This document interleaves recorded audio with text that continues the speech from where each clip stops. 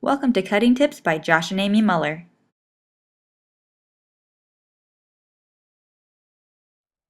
Years ago, I realized I was being wasteful of both money and food when I wasn't using the entire stalk of broccoli and only using the florets, so I've since then changed that, and I want to share with you how to do that.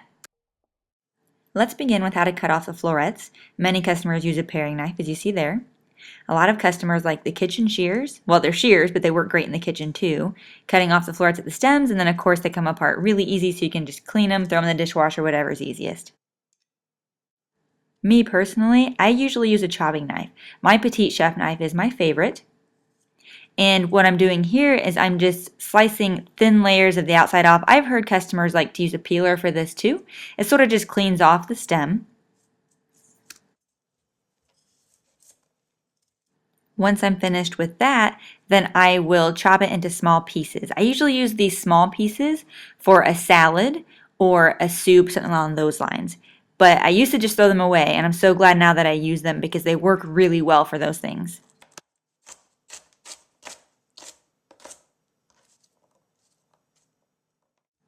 Once I'm finished cutting the stalk into pieces, which this little piece I'll cut up later as well, but then I take the florets and I separate them with the knife still on the stem. What you'll notice is that if you cut broccoli through the floret, it makes a huge mess of like little green crumbles all over your cutting board.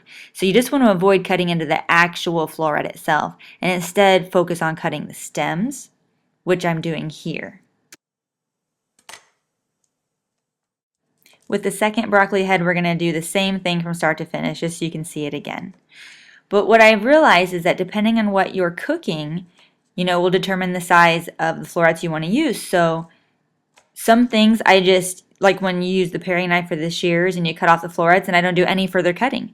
And then some things, if I want them to be bite-sized, sometimes florets are a little bit bigger than you can put in your mouth, so that's where I'll actually cut into the floret, like cut into the stem, and then just use my fingers to pull it apart, because again, that avoids creating too much of that crumbly green stuff from cutting into the floret itself. And yet still I can make them smaller or bite-sized just by cutting into the stem and then pulling them apart.